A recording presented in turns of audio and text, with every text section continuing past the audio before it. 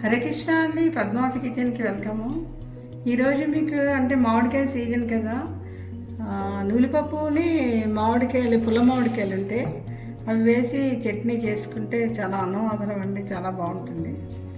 అయితే నులిపప్పు ఈ గ్లాసు తీసుకున్నాను, ఇది కొంచెం ఎర్రగా వేయించుకుంటాం. వేయించుకున్న తర్వాత ఈ 2 మామిడికాయలు తొక్క తీసేసి చిన్న చిన్న ముక్కలు తరిగేసుకుంటాం. మరి చింతపండు అవసరం లేదు.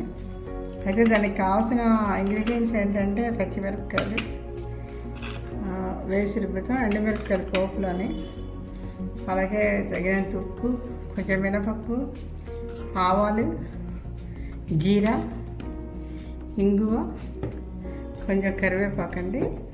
పోపుకి తగ్గట్టు కొంచెం నూనె. ఈ నూనె ఎక్కువ అవసరం అయితే లేదండి. ఇది పప్పు వేసి తీసుకొస్తేనే తొక్క తీసి ముక్కలు చేస్తానండి. ఈ పప్పుగా ముక్కుల్లో వేసుకుని బాగా కొంచెం డార్క్ మెరీన్ వచ్చే వరకు వేసితే గుంగుమలాడుతూ ఆరమో చాలా బాగుంటుందండి. కొంతమంది పచ్చిపప్పుతోటి కూడా చేసుకుంటారు.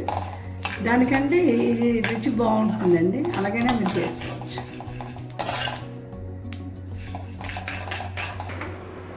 పప్పు చల్లారే లోపల కొంచెం పోపు రెడీ చేసుకుంటాం అండి. కొంచెం మినపప్పు, కొంచెం జీరా,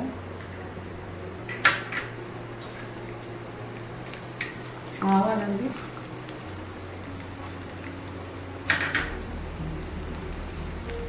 ఎండుమిరపకాయలు, కొంచెం ఇంగువ,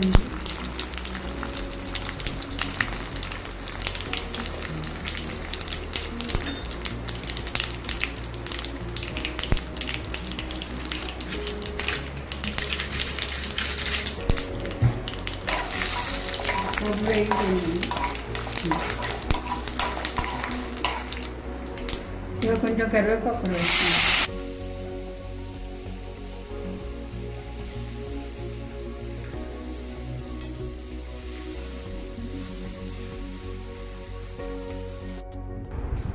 చల్లారిపోయిందండి పప్పు.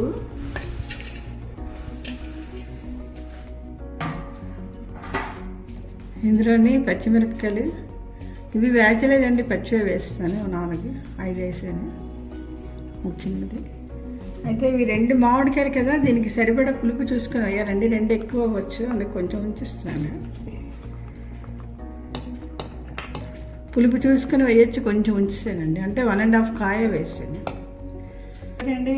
ఎండుమిరపకాయలు,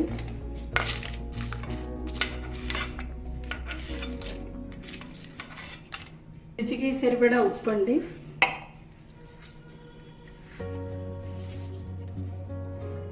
కొంచెం అది మిక్సీ తిప్పాక కొంచెం వాటర్ వేసి తిప్పేసి పోపు కలిపిడమేనండి.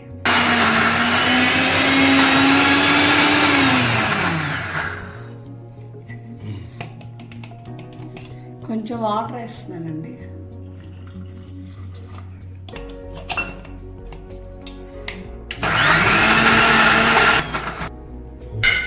చూడండి, మిక్సీ తిప్పేసాను. ఇందులో పోపు రెడీగా వేస్తున్నాను. మినపప్పు, జీరా, కొంచెం ఆవాలు, ఇంగువ, కరివేపాకు, ఒక ఎండుమిరపకాయ వేస్తాను.